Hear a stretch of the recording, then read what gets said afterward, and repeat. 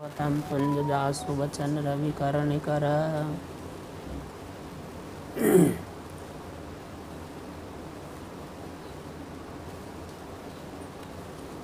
सीता जी का हरण हो गया और कबंध राक्षस को मार के उसको उपदेश दे करके फिर भगवान वहाँ से आगे बढ़े और माता सबरी के आश्रम में पहुँचे। माता सबरी बहुत समय से प्रतीक्षा कर रहे थे। श्रभंग मुनि, सुतीक्ष्ण मुनि उनके गुरुजी थे। क्या नाम था उनका गुरु का नाम? अगस्त नहीं, है कुछ भी बोलता है। सबरी जी के गुरु मतंग ऋषि शरीर छोड़ने लगे तो उनको कह गए थे मतंग कि देखो इस आश्रम को छोड़ के कहीं जाना नहीं, भगवान राम आएंगे, उनका दर्शन करना, उनकी सेवा करना। उसी के आशा में कहीं कहीं 14,000 वर्ष तक उनकी प्रतीक्षा की। तब तो भगवान का वो अवतार नहीं हुआ था। 14,000।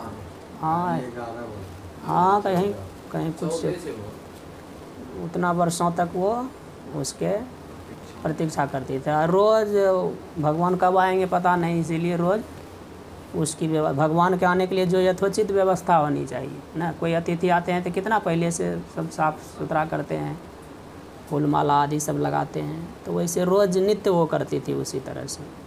और वही अच्छे अच्छे फल को ला के रखती थी। तो जंगल में अच्छे फल कहाँ मिलते हैं, तो वही खट्टा मीठा कुछ से कुछ, इसीलिए कहता है वो खा खा करके वो चख करके वो रखती थी कि कौन मीठा फल है। फिर भगवान आए तो बहुत प्रसन्न हो गई वो भगवान को देख करके। तब वो स्तुति करते हैं भगवान का, के ही विद्या स्तुति करऊँ तुम्हारी, मति भारी, विद्या स्तुति करऊँ तुम्हारी, अधम जाति में जड़ मति भारी, धम धम अति नारी, तिन मह मैं मति मंद अघारी। अघारी कह रहे हैं कि हे अघारी, राम जी को क्या कहा? अघारी। अघ मतलब पाप होता है। हाँ, हारी अघ को हरण करने वाला न। अघारी का हे अघारी भगवान, मैं पाप को हरने वाले आपकी स्तुति कैसे करूँगा? मैं किस प्रकार से करूँ? अधम जाति, मैं तो नीच जाति की हूँ और जड़ बुद्धि वाली भी हूँ न, मेरे को तो ज्ञान नहीं है। और उस इतना पढ़ ही नहीं कहा, अधम ते अधम, अधम अति नारी का एक तो अधम होता है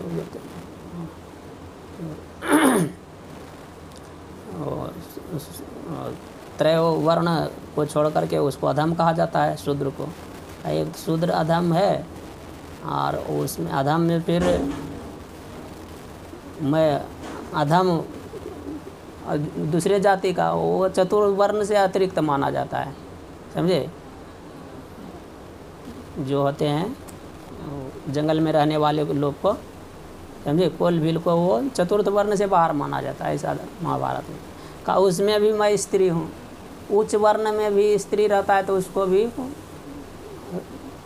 वैदिक कर्म करने के लिए अधिकार नहीं है। और उसके बाद नीच का है, नीच कुल में है तो पुरुष होने पर भी अधिकार नहीं है। काम एक तो मैं उच्च कुल की भी स्त्रियाँ नहीं, पहले तो पुरुष नहीं हूँ मैं, ये निकृष्ट जाति की हूँ, तो वो अधम हो गया। वो एक तो अधम होता है, निकृष्ट जाति में रहता है, शूद्र जैसे हो गया तो वो अधम है। शूद्र में भी अगर स्त्री हो तो भी वो, उच्च कुल में भी अगर स्त्री हो तो वो भी अधम है का। उसमें भी मैं तो ना तो उच्च कुल की स्त्री हूँ और ना तो पुरुष हूँ, और उसमें भी क्या है, एकदम निकृष्ट हूँ। पंचम वर्ण उसको कहा गया। पंचम वर्ण में भी मैं स्त्री हूँ, इसलिए अधम ते अधम कह दिया। अधम हो गया। अथवा कहेंगे कि अधम क्या है, एक तो अधम मैं नीच हूँ, नीच में भी उत्तम जाति की नहीं हूँ और उसमें भी एकदम जड़ बुद्धि वाली हूँ, अत्यंत नीच से भी नीच हूँ, अपने को छोटा से छोटा कर।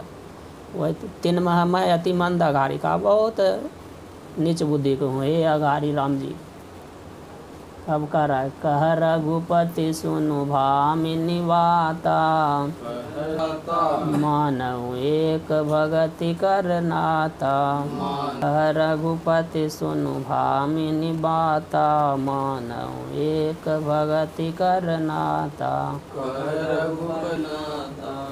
जब बोली कि मैं अधम से नीच से भी नीच हूँ ना, का ऐसा मैं हूँ, तब भगवान बोले कि मानव एक भगति का, हे भामिनी, भामिनी कहते हैं सुंदर स्त्री को ना, अथवा जो क्रोध करने वाली स्त्री हो उसको भी भामिनी कहता है। भामिनी का दो अर्थ है, सुंदर हो तो वो उसको भामिनी कहेगा, और क्रोध करने वाली हो तो भामिनी कहेगा। तो यहाँ तो दो में से कोई गुण उसमें नहीं था। किसमें?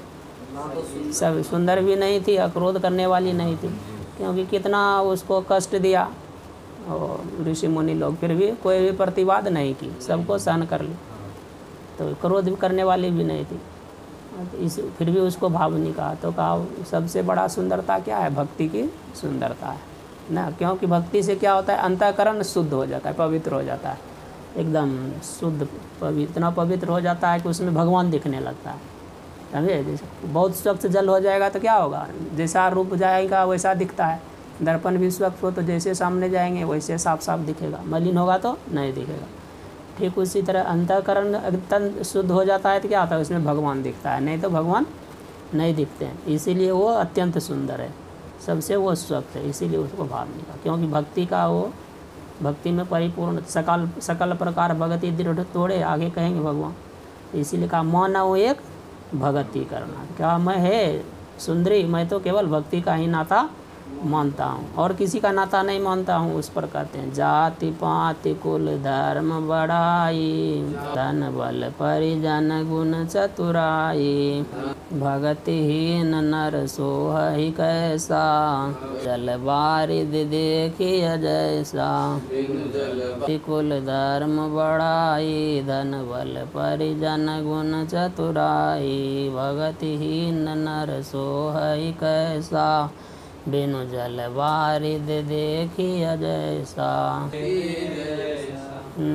ब्राह्मण क्षत्रिय वैश्य शूद्र का ये जाति पाति कुल और धर्म की मैं बड़ाई, धन बल परिजन बल परिवार बल और बहुत चतुरता गुण आदि बहुत विशेषता जिसमें होता है, का ये सब कैसे हैं? का भक्तिहीन नर सो ही कैसा। ये सब होने पर भी अगर भक्ति नहीं है तो वो कैसा हो गया? भक्तिहीन ऐसे नर क्या है? का बिनु जल बारिद देखिएगा, जैसे कि बादल तो हो लेकिन उसमें पानी नहीं हो, पानी नहीं बरसे तो वह बादल किस काम का? कोई फायदा नहीं, उससे किसी को लाभ नहीं होगा। ठीक उसी तरह से कितना भी उच्च जाति को हो, कितना भी गुणवान हो, कितना भी चतुर हो, कितना बड़ा भी परिवार हो, कितनी बड़ी भी संपत्ति हो, यदि भक्ति नहीं है तो फिर वो क्या है? वो व्यर्थ है किसी का। वो जलहीन बादल के समान, खाली शोभा के लिए। शोभा से किसी की अति जीवनी शक्ति नहीं बढ़ सकती है। वर्षा होगा तो लोग की जीवनी शक्ति, अन्न होता है, अन्न से जीवनी शक्ति बढ़ती है। इसलिए कहा वो निरर्थक है, वो संसार के लिए भार ही हो जाता है। समझे? जितना भी कुछ गुण है संसार में, भक्तिहीन बिना वो क्या है? संसार का वो भार ही है, का उससे हमको कोई भी संबंध नहीं है। इतना कहकर फिर भगवान कहते मैं तुमको 9 प्रकार की भक्ति कहूँगा।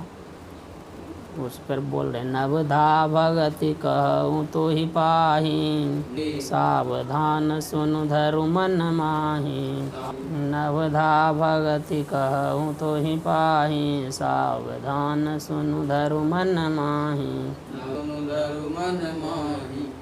नवधा धा प्रकार अर्थ में आता है। नव है, नो है, नवधा नव प्रकार। समझे? नवधा कहेंगे, पंचधा कहेंगे न, षष्ठधा कहेंगे। धा मतलब प्रकार, नवधा नव प्रकार। नव प्रकार की भक्ति कहूँ तो ही पाई, का तुम प्राप्त करो, उसको सुन ध्यान से सुनो, सावधान सुनो, धरो मन माही। उसको प्राप्त सुन करके उसको प्राप्त कर लो, उसमें मन में भी उसको धारण कर लो। ऐसा नहीं कि सुन करके फिर उसको भुला जाओ, ऐसा नहीं कहा। सावधानी से लेकिन सुनो। आगे क्या कहा? प्रथम भगति संतन कर संगा, दूसरी रति मम कथा प्रसंगा। प्रथम भगति संतन कर संगा, कहा संतों का संग करना प्रथम भगति है। और दूसरी भक्ति क्या है, कहा मम कथा प्रसंगा, मेरे कथा प्रसंग में रति करना, प्रेम करना दूसरी भक्ति है। कथा में खाली सुनना नहीं चाहिए, उसमें प्रेम होना चाहिए, तो वो दूसरी भक्ति हो जाएगी। कथा भगवान की जो भी लीला होगी ना, राम भगति वहाँ का जहाँ सूरसरी धारा। सगुन ब्रह्म की लीला क्या है, सरस्वती की गंगा की धारा है ना, सरसई ब्रह्म विचार प्रचारा। और सरस्वती की धारा ब्रह्म के विचार के विषय में जो चर्चा होती है वो सरस्वती है। अब विधि निषेध की जो चर्चा है वो क्या है, कलिमल की धारा है। विधि निषेध में कलिमल हरनी, कलिमल किसको कहा, यमुना की धारा को ना। तो यहाँ कह रहा है कथा प्रसंग में, तो कथा होगा तो उसमें तीनों प्रकार की कथा होती है ना। सगुण ब्रह्म की कथा होगी, निर्गुण ब्रह्म की कथा होगी, फिर इन दोनों को अंतरंग होने के लिए, इन दोनों में सगुण निर्गुण में अंतरंग होने के लिए विधि निषेध क्या है उसको भी छोड़ना पड़ता है। इन सब की बातें भी बताई जाती है कथा में। तो कहा ऐसे रति करेंगे मेरे कथा में। दूसरी भक्ति है गुरुपद पंकज सेवा हरि भगति अमान। चौथी भगति मम गुण गण करई कपट तजिगान। पद पंकज सेवा तीसरी भगति अमान। चौथी भगति मम गुण गण करई कपट तजिगान।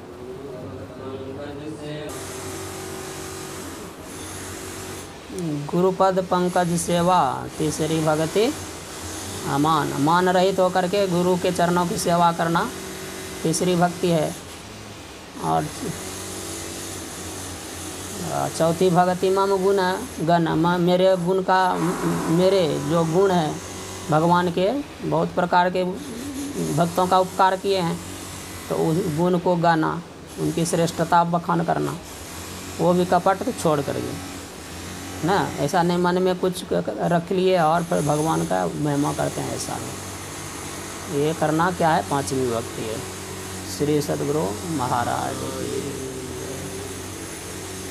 ओम पूर्णमदः पूर्णमिदं पूर्णात् पूर्णमुदच्यते पूर्णस्य पूर्णमादाय पूर्णमेवावशिष्यते। ओम शांति शांति शांति।